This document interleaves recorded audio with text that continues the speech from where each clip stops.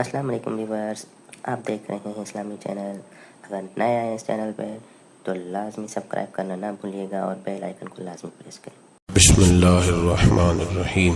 والذین آمنوا اشد حبا للہ، صدق مولانا العظیم وصدق رسولنا بلاغ المبین۔ اللہم صلی علی سیدنا مولانا محمد معدن الجود والکرم وآلہ وبارک وسلم۔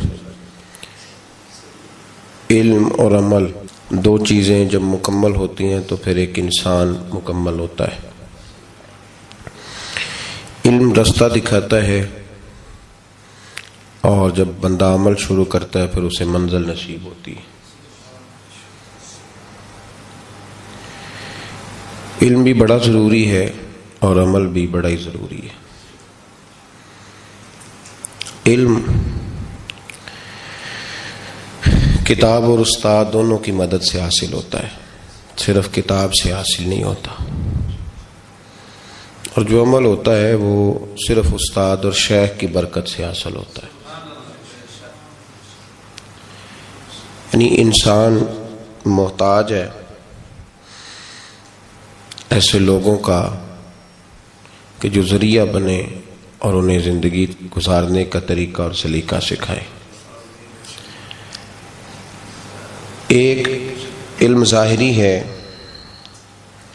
جو بہرحال کسی نہ کسی صورت حاصل ہو ہی جاتا ہے، لیکن جو عمل ہے، جو درد ہے، جو سوز ہے، جو پیار ہے، جو محبت ہے، جو وارفتگی ہے، جو ذوق اور شوق ہے،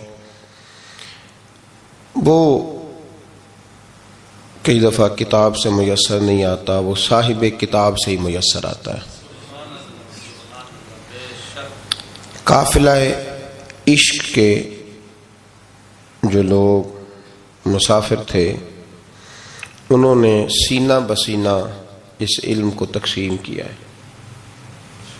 درد کا علم، سوز کا علم، محبت کا علم، یہ سینہ بسینہ۔ علامہ اقبال نے کہا ہے، خرد کے پاس خبر کے سوا کچھ اور نہیں، تیرا علاج نظر کے سوا کچھ اور نہیں۔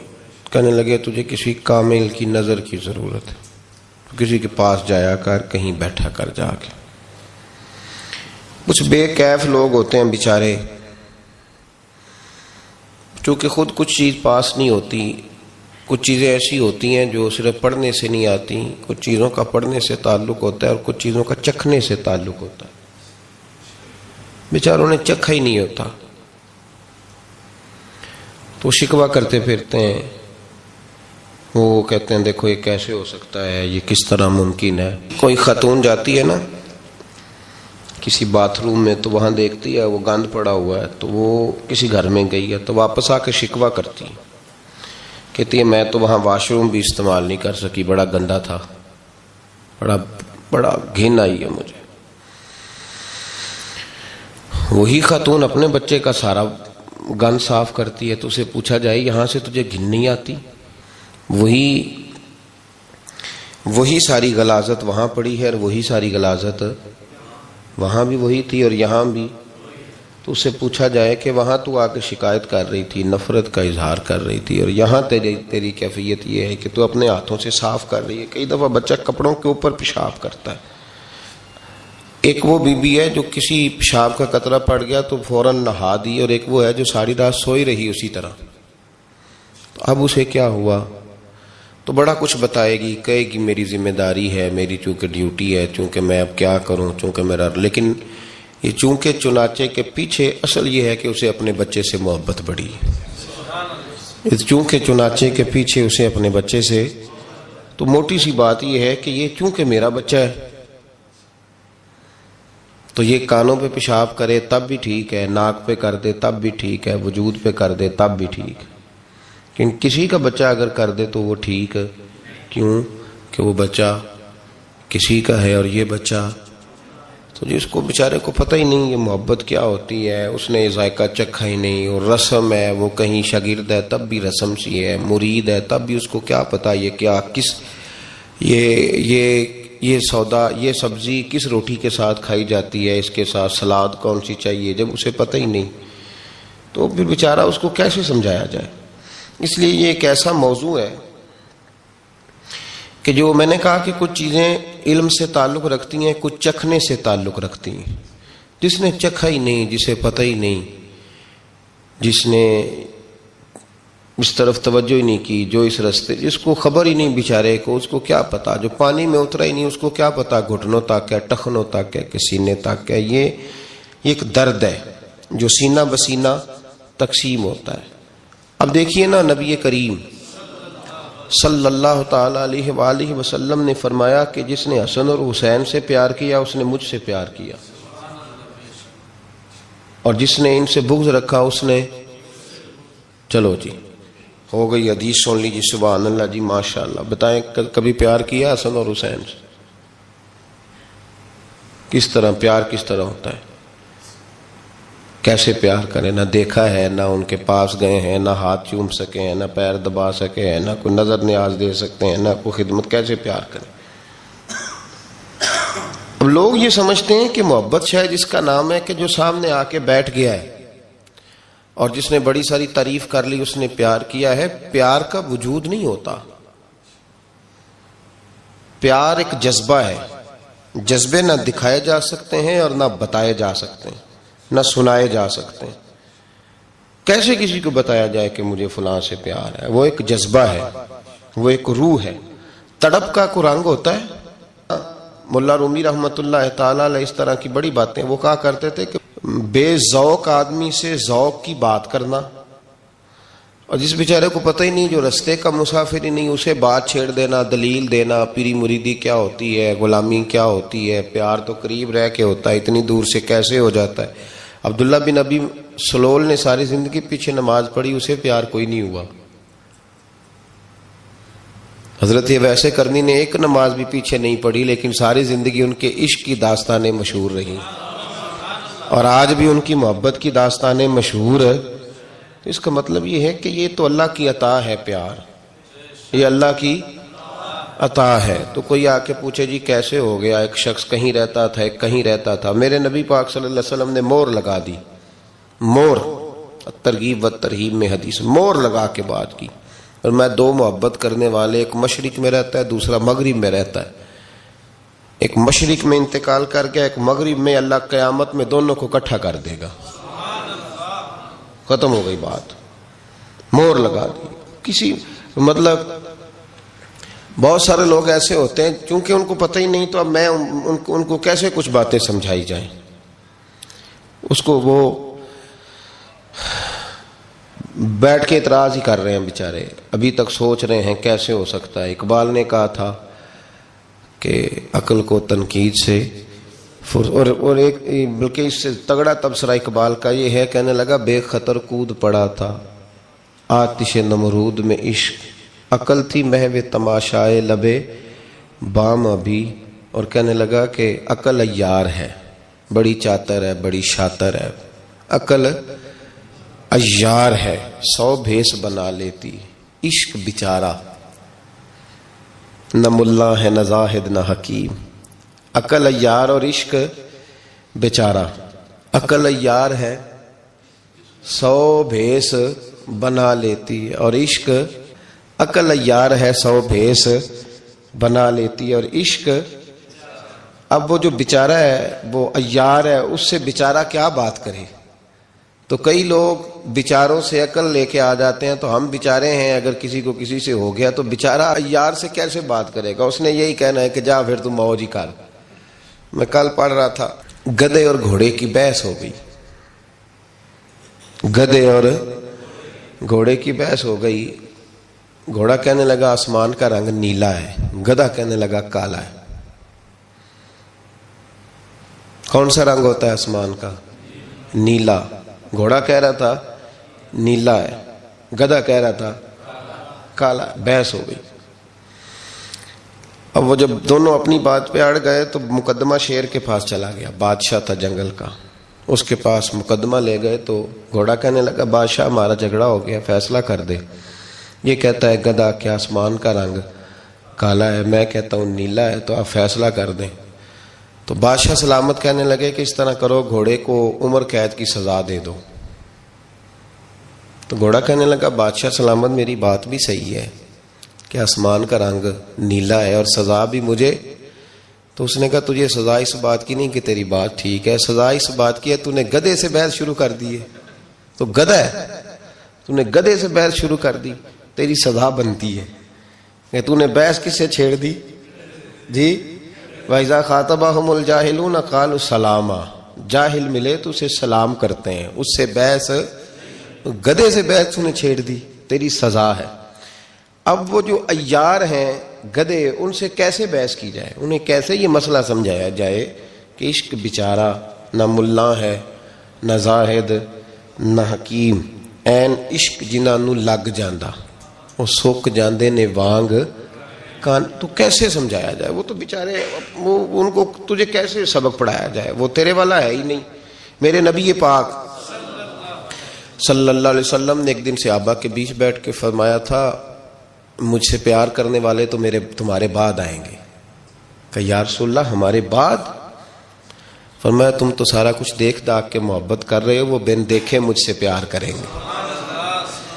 یہ کیفیات ہیں, یہ بزرگوں کے وسیلے. پیار کتابوں سے نہیں ملتا, پیار اللہ والوں سے ملتا ہے. پوری بزم میں دیکھیں نا,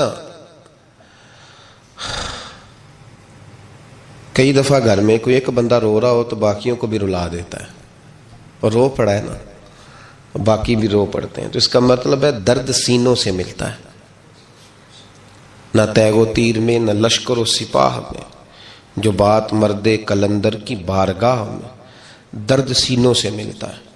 سینہ بسینہ, یہ جو سینہ بسینہ لوگ تھے نا, یہ درد بانٹ کے گئے دنیا میں. انہوں نے بڑا درد بانٹا, ان کے سینوں میں درد تھا, بٹتا رہا. یہ کڑتے رہے اور ان کے کڑنے سے کوئی اور کڑتے رہے. یہ روتے رہے تو ان کو دیکھ کر بڑی دنیا روئی. علامہ اقبال نے ان لوگوں کی تعریف کی. اقبال کہنے لگے وہی ہے تیرے زمانے کا امام برحق, جو تجھے حاضر و موجود سے بیزار کرے اور موت کی شکل میں دکھلا کے تجھے جلوہ یار, زندگی تیرے لیے اور بھی دشوار کرے. وہ ہے تیرے زمانے کا امام. اقبال نے حضرت مجدد الفسانی کی تعریف کی تو کہنے لگے حاضر ہوا میں شیخ مجدد کی لحد پر کہ وہ لحد ہے زیر زمین مطلع انوار. اللہ نے کیا جس کو بر وقت خبردار, اور گردن نہ جھکی جس کی جہانگیر کے آگے. اللہ نے بر وقت کیا جس کو خبردار. میرے بھائی حضرت مجدد الفسانی رحمت اللہ تعالی علیہ کی تعریف کی تو کہا کہ ان کے نقوش پا سے لوگوں کے سینے گرم ہو گئے. تو میرے بھائی اس بات کا ضرور خیال فرمائیں, یاد رکھیں, سینوں سے درد ملتا ہے, اس درد کو حاصل کرنے کی کوشش کریں. اس کیفیت کو یہ سینوں سے ملتا ہے. اعظم چشتی مرحوم نے بھی کہا تھا طیبہ سے منگائی جاتی ہے, سینوں میں رچائی جاتی ہے, توحید کی میں پیالوں سے نہیں نظروں سے پلائی جاتی. تو یہ جو اہل اللہ ہوتے ہیں نا, اللہ کے بندے, یہ درد بانٹتے ہیں, سوز ملتا ہے ان کے پاس. ایک زمانہ ہوتا ہے جس کو یہ درد بانٹ جاتے ہیں, اور مختلف رنگوں میں. ضروری نہیں کہ سب کو نماز پڑھا کے ہی بانٹیں. اس یتیم کے سر پہ ہاتھ رکھ کے اسے بھی درد مند کر جاتے ہیں, کسی بیوہ کی سرپرستی کرتے ہیں, کسی غریب کا خیال کرتے ہیں, کسی دکھیے کا دکھ دور کرتے ہیں. تو پھر ایک نہیں, دو نہیں, چاروں نہیں, پھر چار دانگے عالم سے ان کا پیار ہوتا ہے. چونکہ یہ دنیا میں کچھ دینے آئے ہوتے ہیں, لینے نہیں آئے ہوتے. تو جہاں جہاں جاتے ہیں کچھ نہ کچھ چھوڑ کے جاتے ہیں. حضرت سیدنا تاج الشریعہ رحمت اللہ تعالی علیہ اس گروہ کے مسافر تھے جو لوگ درد بانٹنے آئے دنیا میں. ان کی شاعری نے, ان کے درد نے, ان کی بھیگی ہوئی آنکھوں نے, ان کے چمکتے ہوئے چہرے نے, ان کی حضور غوث پاک سے محبت نے, ان کی اعلیٰ حضرت فاضل بریلوی کے مشن سے عقیدت نے, ان کی اپنے دین کے ساتھ وابستگی نے درد بانٹا. ان کے سینے سے لوگوں نے درد حاصل کیا. ان کی مجلس سے, ان کی محفل سے, ان کی گفتار سے, ان کی رفتار سے لوگوں نے بڑا کچھ پایا. میں نے شروع میں عرض کیا کہ علم سے کئی دفعہ وہ سارے معاملات حل نہیں ہوتے جب تک کوئی اس پر پریکٹیکل کر کے نہیں دکھاتا. تو بعض لوگوں کا عمل کرنا بہت سارے لوگوں کے لیے مشعل راہ بن جاتا ہے. وہ چلتے ہیں، اٹھتے ہیں، بیٹھتے ہیں، آتے ہیں، جاتے ہیں، تو ان کا یہ آنا جانا لوگوں کو درد دے جاتا ہے. حضرت جب گئے نا کوئی 60 کی دہائی میں عمرہ کرنے، تو سعودی گورنمنٹ نے گرفتار کر لیا تھا ان کو. فرماتے میں اپنے کمرے میں تھا، میری زوجہ بھی ساتھ تھیں، تو گرفتار کر لیا. اچانک پولیس والے رات کو اندر آئے، تو جب وہ اندر داخل ہوئے تو کہنے لگے ہم نے تلاشی لینی ہے. تو فرماتے میں نے کہا ٹھہرو ذرا. وہ ٹھہر گئے تو میں نے اپنی زوجہ کو واش روم میں بھیج دیا. انہوں نے کمرے کی تلاشی لی تو میرے پاس سے چند کتابیں ملی.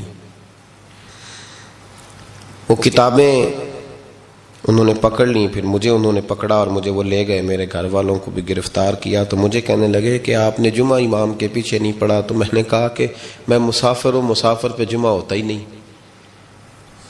تو آپ کس طرح مجھے پابند کر سکتے ہیں کہ میں وہاں جمعہ پڑھوں؟ تو کہتے ہیں انہوں نے میرے ساتھ بات چھیڑ دی. کہنے لگے سنا آپ کسی نئے فرقے کے بانی ہیں. تو آپ فرمانے لگے تم بات کرو. کہتے ہیں انہوں نے جب باتیں چھیڑی تو میں نے کہا کہ ہمارا اصل نظریہ یہ ہے کہ ہم نہ صرف یہ کہ حضور کی غلامی کرتے ہیں، بلکہ ہم یہ سمجھتے ہیں کہ رب ہمیں جو کچھ دیتا ہے وہ نبی پاک کے صدقے دیتا ہے. کسی غیر کا ملک ہو، کسی غیر کی حکومت ہو، کسی غیر کا، اور سارا ان کا نظریہ ہو، اور اس کے باوجود کوئی آدمی اتنا ڈٹ کے بات کرے. فرماتے میں نے توسل پہ بھی بات کی، میں نے حضور کے علم غیب پر بھی بات کی، میں نے رسول پاک کی عظمت اور شانوں کو بھی بیان کیا، اور میں نے یہ بھی کہہ دیا کہ ہمارا نظریہ یہ ہے کہ قیامت میں اگر ہم جنت میں جائیں گے تو حضور کی سفارش کی برکت سے جائیں گے. حضرت صاحب کو بڑا نازک سا وجود تھا. مجھے تو اللہ نے موقع دیا ان کے پیر دبانے کا بھی. نازک سا وجود تھا ان کا. تو ہتھ کڑیاں ڈال کر ہاتھوں اور پیروں میں مدینہ شریف نہیں جانے دیا. کہتے ہیں کچھ دن مجھے انہوں نے جیل میں رکھا، پھر جدہ ایئرپورٹ سے بمبئی روانہ کر دیا. تو حضرت نے ایک کلام لکھا تھا اس موقع پر. کلام یہ تھا کہ داغ فرقت طیبہ قلب مضمحل جاتا، کاش گنبد خضرا دیکھنے کو مل جاتا. مدینہ شریف نہیں جا سکے تو فرمانے لگے داغ فرقت طیبہ قلب مضمحل جاتا، کاش گنبد خضرا دیکھنے کو مل جاتا. تو فرمایا کرتے تھے کہ میں نے کئی راتیں رو کے گزاری. ایک ہوتا ہے بندہ آ کے فخر سے لوگ مجاہد نہیں بن جاتے کہ دیکھو جی میں ہتھ کڑیاں پہن کے آیا ہوں، اب میں غازی ہوں، اب میرے نعرے لگاؤ. اور فوری طور پہ لوگ مجاہدانہ کردار کی بات کرتے ہیں. جی میں نے وہاں کھڑے ہو کے، یہاں جس نے مناظرہ نہیں بھی کیا ہوتا وہ بھی آ کے بتاتا ہے میں سعودی عرب مناظرہ کر کے آیا ہوں. تو ایک تو یہ تھا کہ اس چیز کو بطور اعزاز کے لوگ بیان کرتے، اس پر بڑا کچھ ہوتا اور بڑا جناب کہا جاتا، لیکن ان کی آنکھوں میں آنسو رہے. وجہ کیا تھی؟ ہتھ کڑی. وجہ کیا تھی کہ وہاں گرفتار؟ وجہ ایک ہی تھی، کاش گنبد خضرا دیکھنے کو مل جاتا. پھر اللہ نے انہیں یہ اعزاز دیا کہ وہ انٹرنیشنل شخصیت کے حامل تھے. ان کو بڑے سیکیورٹی کی ضرورت تھی، بڑے ان کے لیے پروٹوکول کی ضرورت تھی، ان کو بڑی حفاظت کی ضرورت تھی. پھر اللہ نے ان کے لیے ایسا انتظام کیا کہ جب ان کا دل کرتا تھا اسی وقت انہیں بلاوا آ جایا کرتا تھا. پھر انہوں نے کئی حج کیے اور مسلسل کیے، پھر انہوں نے عمرے کیے تو لگاتار کیے. اور پھر حضرت مدینہ منورہ رہا کرتے تھے تو کوئی جا کے کونے میں بتا دیتا تھا کہ وہ تشریف لے آئے. تو مدینے میں جس ہوٹل میں ان کا قیام ہوتا تھا وہاں ہجوم عاشقاں ہو جایا کرتا تھا. درد بانٹا انہوں نے، وہ درد کے پیامبر تھے. درد تقسیم، یہ جو ان کا لقب ہے نا تاج الشریعہ، یہ ہندوستان کے لوگ، پاکستان، بنگلہ دیش کے لوگ تو کہتے تھے حرم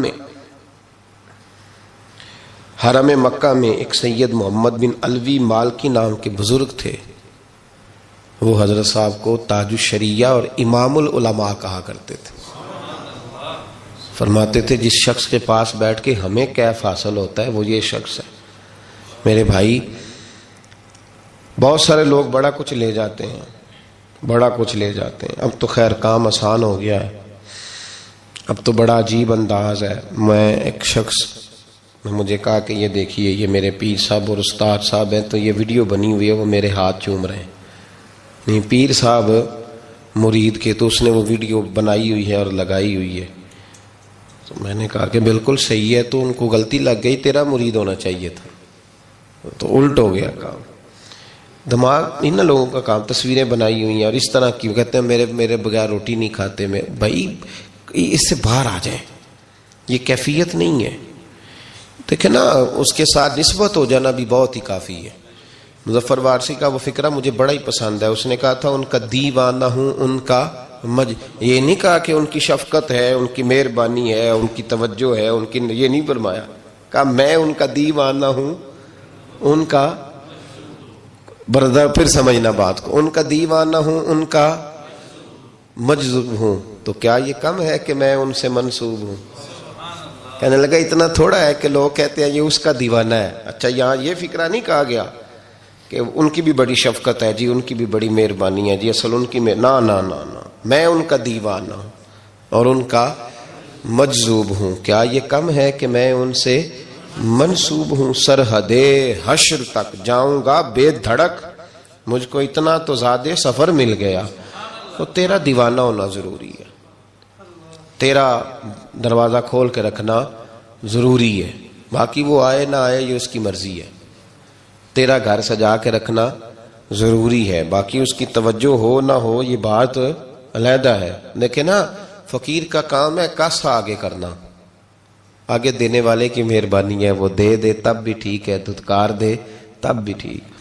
تو بزرگوں سے کیف لینے کی کوشش کریں، ان سے ان کی خدمت عالی مرتبت میں جب جائیں تو وہ جو درد ہے نا ان کے سینے کا، ہم ڈھلتے نہیں حالات کے ساتھ، اپنے بزرگوں کی توجہات کے ساتھ وہ ڈھلنے کی کوشش کریں. اگر تم منشا ہی نہیں سمجھ سکا ساری زندگی اور بعد میں تو دعویٰ کرے کہ میں 25 سال ساتھ رہا، تو پھر بھائی ابو جال بھی بڑا عرصہ اسی محلے میں رہا تھا، لیکن ساتھ رہنا شرط نہیں، ساتھ رہنا رضا میں رہنا شرط ہے.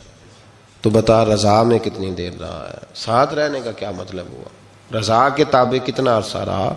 تو یہ درد بانٹنے والے لوگوں کی ایک پورا تسلسل ہے، اس درد میں اپنے سفر کو جاری کریں، اس کیفیت کی طرف ان لوگوں کی اتباع میں اس سفر کو حاصل کرنے کی کوشش کریں.